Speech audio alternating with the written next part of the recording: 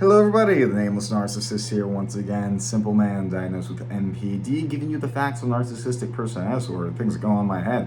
If you like this video, please like, comment, and subscribe, but keep in mind, I am no clinician. I can only speak to my own experiences and the research that I read.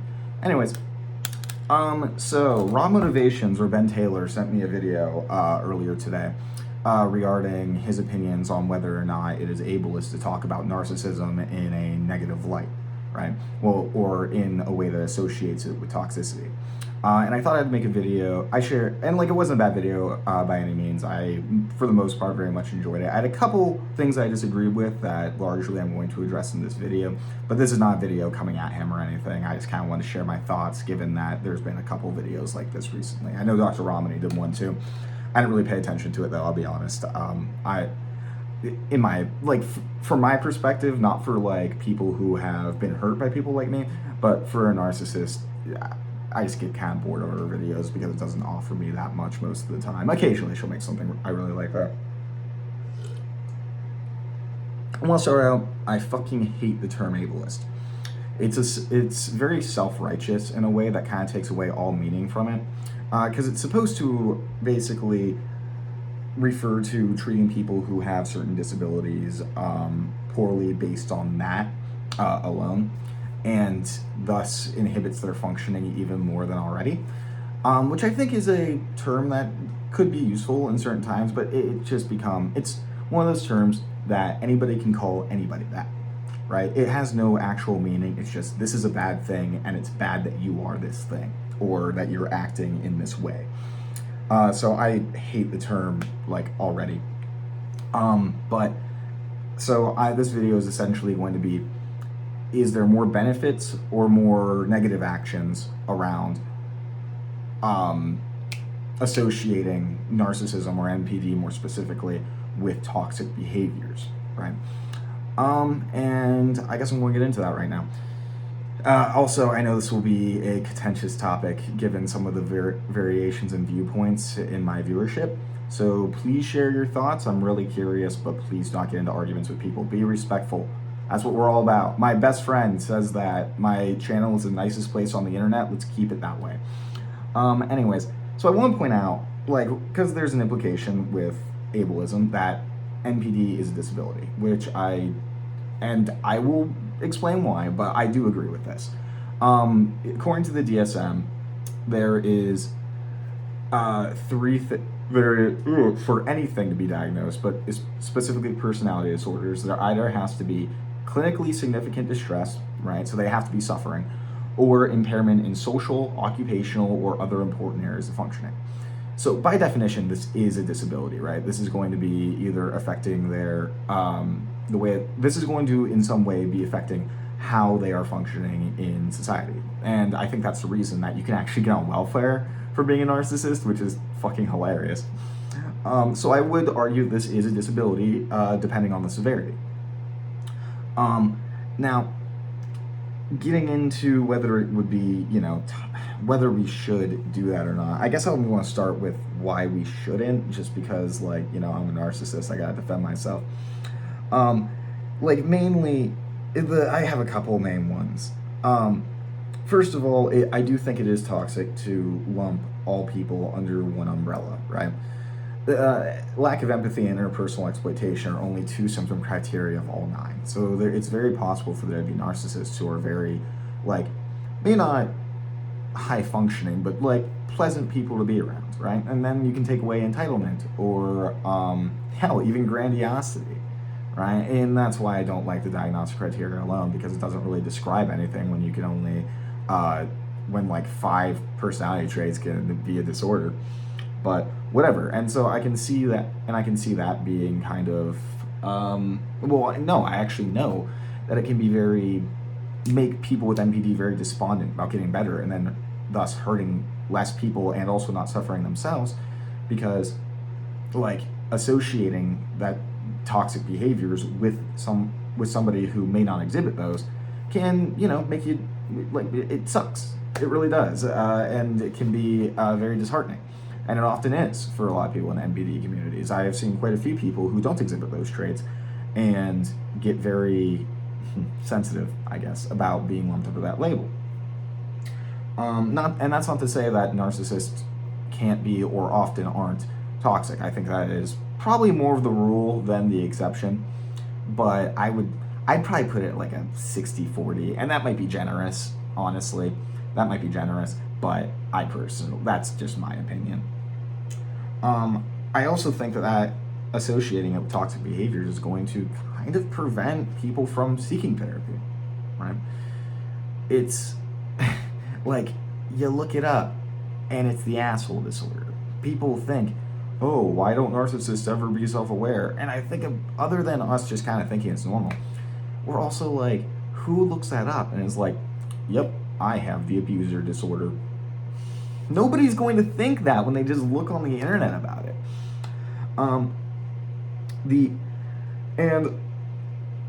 And again, this does cause significant impairment. And a lot of people think that narcissists are like these rich CEOs and stuff like that. I think that's an exception more than the rule as well.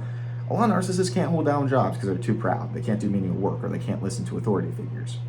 So, yes, this can present in ways that aren't inherently toxic.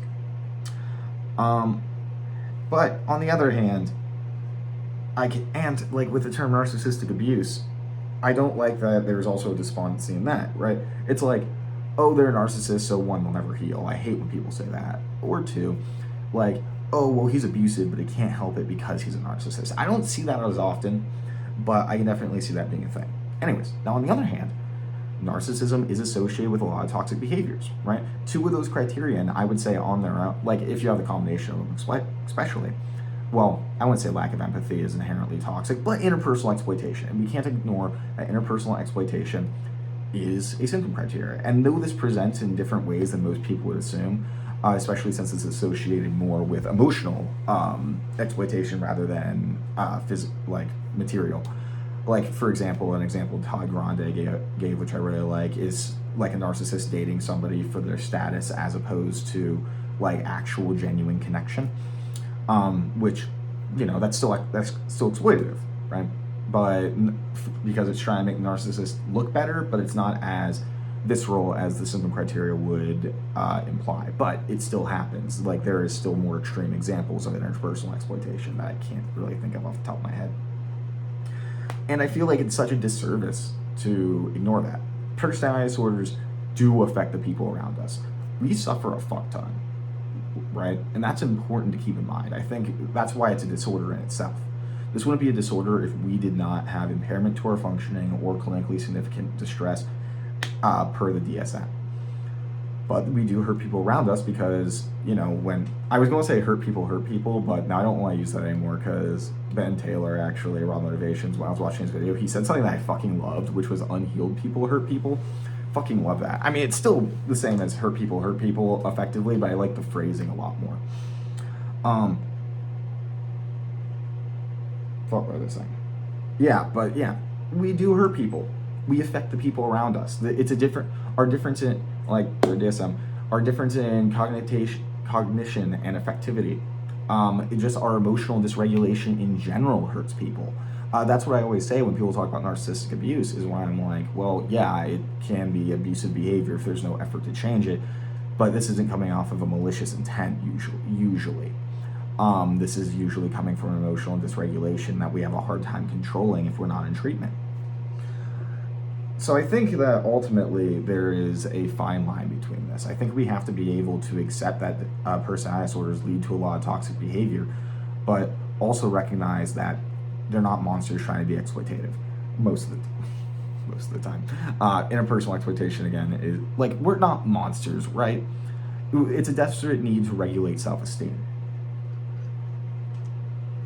And I think that's where the issue with lumping in toxic behaviors with pathology arises, is that we're not looking at these people through the lens of their disorder, we're looking at it through the lens of abuse, and thus is kind of a detrimental to all of us, one, in all of our healing, like everybody's healing, right? And in getting these people into treatment.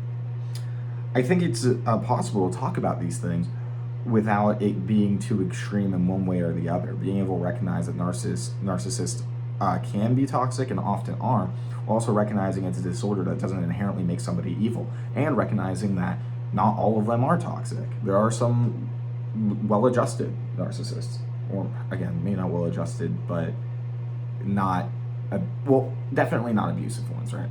Definitely not abusive ones. And I can see that, and I have been seeing lately, I usually stay away from some of the more, the types of group that be using the term ableist, I tend to stay away from. So I haven't really noticed it too much until recently, where it's like there is some excuses for toxic behavior based off of the term of that it's ableist to point out that we do hurt people. And that shouldn't be ignored. That is also not doing anybody any favors. How can we, like, just fixing ourselves isn't ever going to be enough. We have to fix how we interact with other people too. And although I don't think that, because I do think that fixing ourselves will lead to the second one, it doesn't always. And I think that's yeah, actually, I think that is just important, if not more important, than making ourselves better. At least for the way that I am trying to prioritize things now that I am healthier, right? I should be more concerned about how I'm affecting others rather than just how I am suffering. That's part of empathy, isn't it? But I think this talk has gotten too polarized in terms of both sides. I didn't think Ben Taylor's video was bad in any regard, but like I know Dr. Romney's video was a little heated. I'll say she got very offended off of the idea, which I don't think is the correct way to go about that. And then people in those communities that I was mentioning, I think is also very toxic to ignore those traits. And I used to be more along those lines, right? I used to try to separate my toxic behaviors from my disorder. And I still do to some degree. I like to say that I had certain needs that needed to be met because of my narcissism, and I'm the one that chose to hurt people. And I'm also the one that chose to get help. But at the same time, would I have done those things if I wasn't a narcissist? Probably not. And so I'm trying to be a lot more realistic about it nowadays. But at the same time, though, I don't like to pathologize abuse. I really don't. I think that also doesn't help anybody. If your partner's an abuser, well, one, you should be getting out before you even consider any pathological reasonings behind it, although that can be comforting at some point. But you also have to realize that, like, there's going to be times where there isn't an abusive behavior to associate it to, let alone narcissism, because narcissism is pretty rare, relatively speaking. It's like 0.5 to 1% of the population. And people very much overestimate it because we view narcissism through the lens of abuse because we effectively pathologized abuse. It's like this person can't be an abuser unless they are pathological, which I very much disagree with. And that's where a lot of the stigma comes from, not just with narcissism, but mental health in general. Because we can't view people as abusers without trying to find some way to comfort ourselves. Which I do think it can be, and that's the thing, I do think it can be comforting, and in the right context, I completely support that. Understanding the pathology behind your abuse so that you can come to terms with it. Know that it's not personal. But even if it's not because of a pathology, it's still not personal. That person may have just been sick, in their own ways. Sick in a way that just makes them a piece of shit. And there are arguments to be made that maybe all people who are abusers are mentally ill. Maybe. I don't want to get into that too much in this video in either direction, but maybe.